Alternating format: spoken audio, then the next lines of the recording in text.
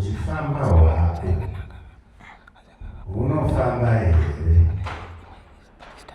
zvakanaka zvinoyemurika kuti unzi baba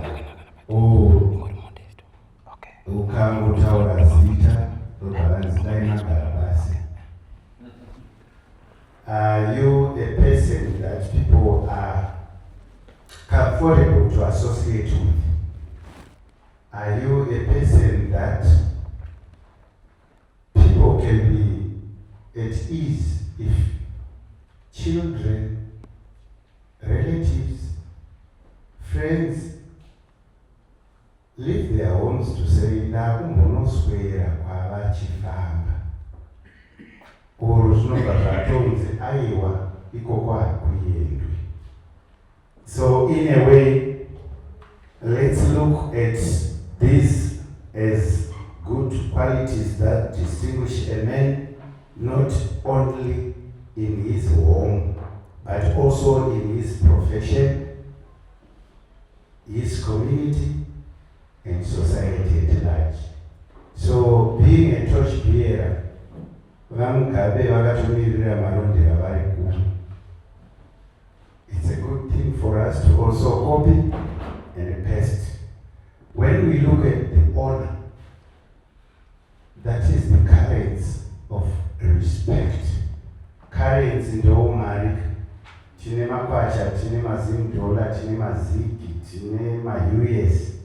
So power and punch adds up to value. So if you are someone that is honor, it means you have an admired, a well sought after currency in terms of trades.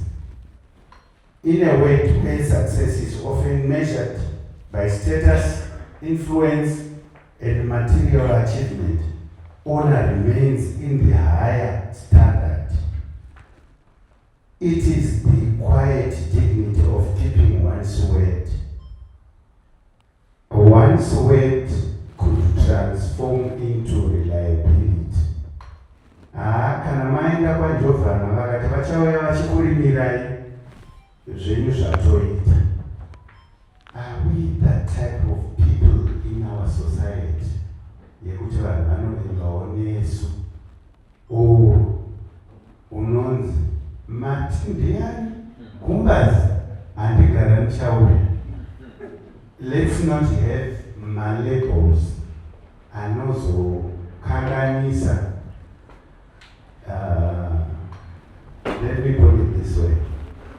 There is a situation where if kids are given a choice, tikamiswa mulaini, umwe munhu anosara asina mwana anomusarudza kuti I want to be like, or I want this one to be my dad because of behavior yatinenge chidisplay.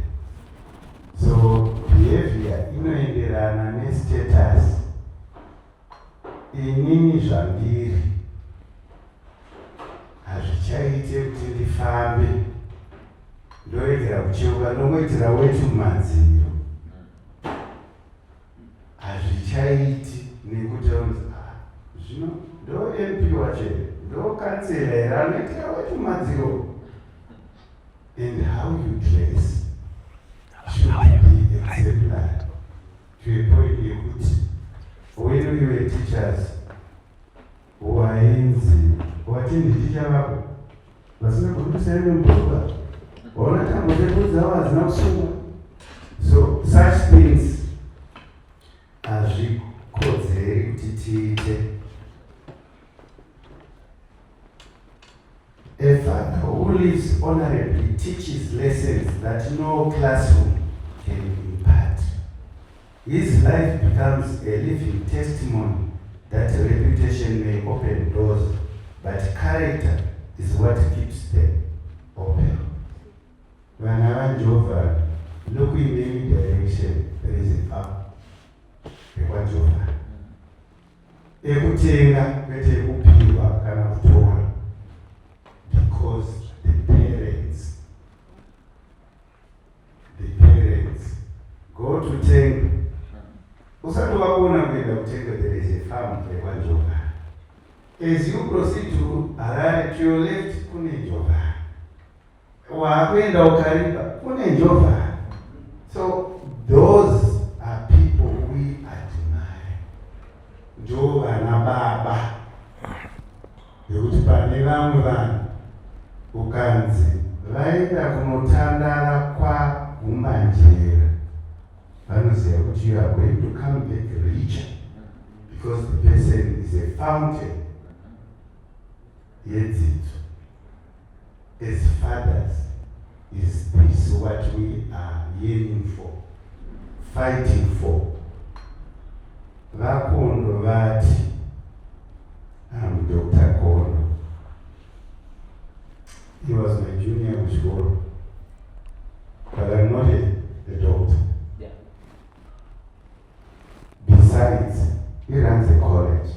Besides, legally, is found there.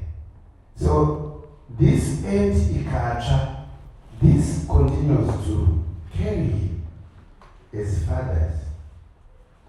Let's carry the cross and provide for children so that given a choice, they will be proud to be associated nesu. If we are to look at responsibility, the weight of leadership, every meaningful position carries responsibility, and fatherhood is among the greatest leadership roles a man will ever undertake. Vanamai vanongoti, kana uri baba, vanamai vanoti, uri kuita zvauri kuita vachauya baba vavo.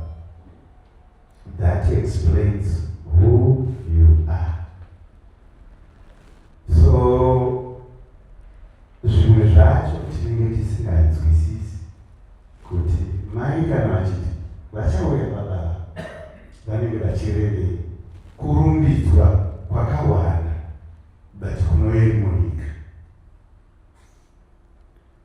Responsibility is more than provision. It is presence. Tinoendawo here kumba vana vakazvinura. Yes, hello. Tozocreatawo here nguva yekungoona bhora Mazofana. Kungombotaurawo nyaya kana kualawa vana mate munhu wese akanyarara. That's how we teach them public speaking. As fathers, let's not be absentee landlords. Mumbane nekuti pachikore. Sorry, it's not this now. I came to work here in 1990. I would visit a homestead. Uchiti hoji murume anenge ari mumba anodaira mukadzi. Iwe ukafunga kuti hapana murume, unozozvibaya wega usingati magoregore akaipa vakukurova netsvimbo, because it is endured in them as a culture kuti tinotanga the weaker ones in front, even in war times. Ukazoona kuorira futi hombe duku dzine ndenge dzaenda mberi. So as a technique, women are the ones vanokurumidza kudaira, potanga paaseswa nababa vari mumba kuti uri kuuya in peace or iwo. That's being a father. And it is the willingness to guide, to protect, to nurture, or nurturing. Look at Ronaldo. So you can't be fishermen, no wonder why the Giovannas are continuing to carry on the cross of the family. AFC bank harisire kungoendera like any other monetary institution kubuda mari vanoasesa riski. Saka kana riski yavo yanga iri doko zvekuti vanoti farm in every cardinal point yecampus, it means the guys vetiri kuti vana baba vaishanda zvemhando yepamusoro, which is what we also should be encouraging each other to do. A businessman, we understand the demands of leadership. Yet the greatest measure of our leadership is not found in the organizations we manage, but in the lives we shape. Do you appeal to other people? Do you enable other people to acquire or get to the point which they dream of? Tikaita mari ngatitauriranewo nevamwe vanhu, hapana munhu asina basa. And hatizivi zvese. You lose nothing by enabling the one that is so deserving to be somebody, in case tomorrow that person will come and surprise you, akukuita bail out, which is why you find Indian community kubroka kwavo hakunyanyowoneki, because vanobatsirana. Get to Harare, see Badela, see Mohammed Musa, he wants the spirit yema buildings, that the ideas dzakaiswa pamwe chete, pulling down syndrome yavo ishoma. They encourage competition isina kurwisana pasi. So I want to say, as business people, let's be the people that help each other, that nurture each other, that enable processes. And if we look forward to the character, that's a true measure of a man. Character is what remains when titles are removed. Fortunes fluctuate and applause fades. It is the bedrock upon which honor rests and the responsibility is fulfilled. A man of character is dependable in uncertainty, humble in success, and resilient in adversity. He understands that true greatness is not found in commanding others, but in mastering oneself. Such a man leaves footprints that others can confidently follow. The influence extends beyond their lifetime because they invest not only in enterprises, but in people, which you may call investing in social capital. Today I have met Mugabe. Tomorrow I am no stranger to him. I will remind him. And we have somewhere to start from. So let's not be on islands as fathers. We end up committing suicide because you often got a problem. I say problem. I once shared with some people kuti ukabata kuti mukadzi wako aita shamwari yakufambidzana naye. I want to be polite. Don't rush to broadcast it. Ask yourself, can I do without her? If the answer is yes, then you can say, if she goes, will I make it?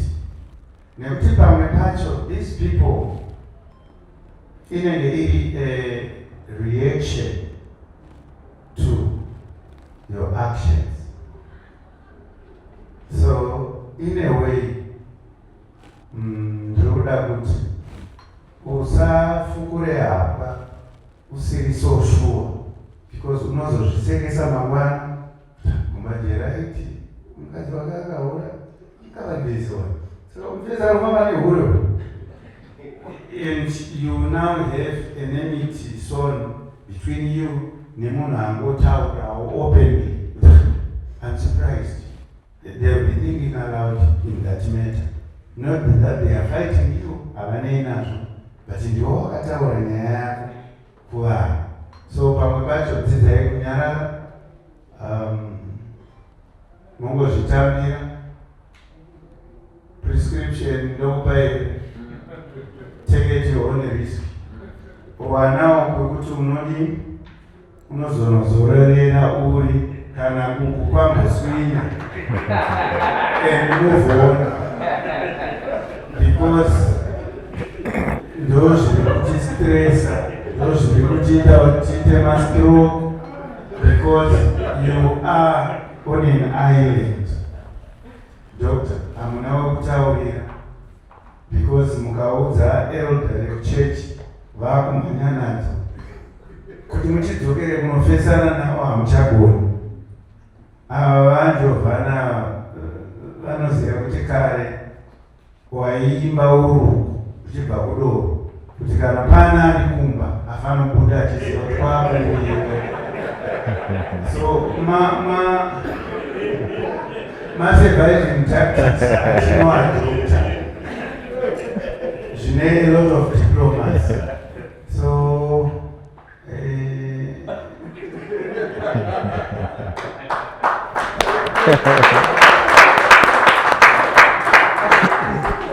so I think one person akazoti, if nobody is perfect, then I want to be nobody. Manyazo Baba? Yeah. If nobody is perfect, then I want to be nobody. Because namunga waridza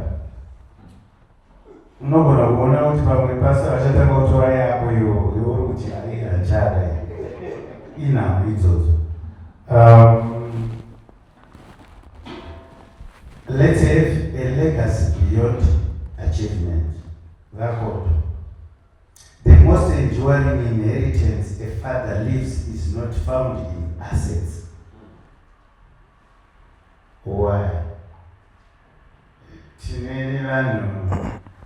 And I used to know the name church. This night, ndomabasa taikuita chaticha kuchiguruguru.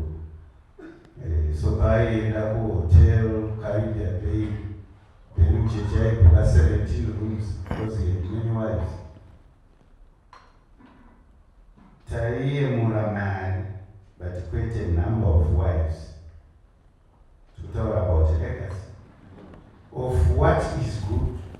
Ndozvatinoda kuti tishare topika zviri manageable and acceptable in a society yekuti vana vanozoti akati zvinodara zvinhu zviri zvakarongeka pane kuti let's change and start afresh madhara edu pasina zviripo. So I am saying the portfolios, the assets or property, it's if I don't groom my children, zvinotengeswa zvese within a year. The Shona saying will come, zvinhu zvekutera muridzi wazvo. But can we believe that? Hatidi kupa maprofita enema, hope yekuti vazounganirwe vachinyepa kuti zvinhu zvekutera muridzi. That's not it.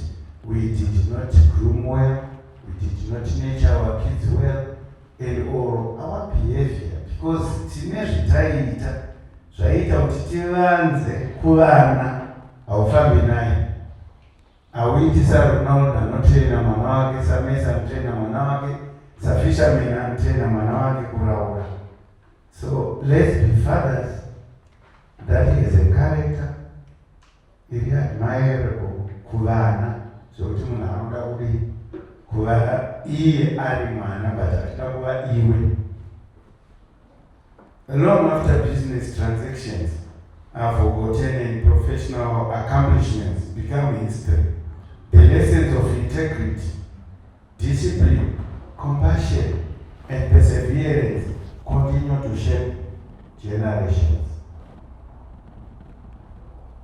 When we were growing up, we still growing up, but way back, waisiya wanzimarai kuti uzoende kuchikoro, ticha vanenge vakabata shangu yavo yavanonoka. So you need to manage. Zvaita seutsinye, but here we are today. So that's what we also need to pass on to our children, so that vanochengetedza. Munhu anofanira kutomboziva nomoti nebaba yava. Hapana mukaka. Hey, but in a lemon, somebody was joking and ngoma kamititu kusho. Ndozimbate bekutitu. Saka ndikaenda kuti amirendiwe. So the brother thought munhapi akunotora zvinoita kuti tii saite tsvo. Akauya nemaremo. Did the color change? No. But it is yakachinja. Zvikuru kuboti. Unongweza kuti mazuva emishana kutodzidziswa budget. So vana vakawana zvese as a father we are failing. Atibodzidzeyo kurapa. Nyambe zviri. Oziva kuti these things don't come this easy. So in conclusion, vana baba, as we celebrate Father's Day, let us honor the men who have embraced responsibility with courage, upheld their principles with conviction, and lived lives worthy of respect. May we aspire to be men whose success is measured not only by what we have built, but by whom we have influenced.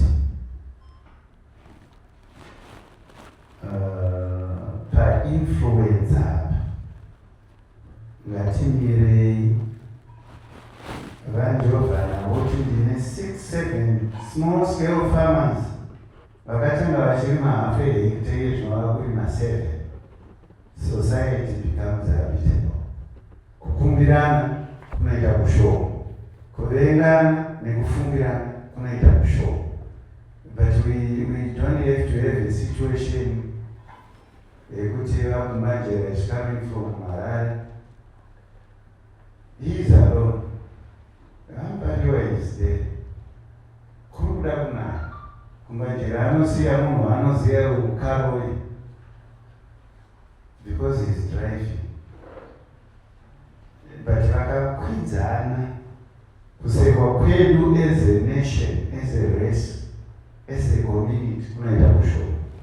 So mota yako pakurarama kwedu sana baba yakafanana nebhara, ngoro, bhasikoro. Those things belong to the community. Akumanjera mukai mwana labor time yasvika. Havana mari, but mwana iyeyo ndeweba next door adzirarike hope. So this is the legacy that we need to pass on to our children as fathers. Toita vana baba vekuti tikaungana saizvozvi tinotaura zvinovaka, zvisina ruvengo mukati, zvine kusimbaradzana, so that next time my chances ekuzonzi, the probability tinoaita mashoma, because tinenge tamira sana baba. For in the end, the finest achievement of any man is to be remembered as a father of honor, a leader of responsibility, and a man of character. So to you, I say Happy Father's Day, and may God bless us all as we comfort each other. I thank you very much.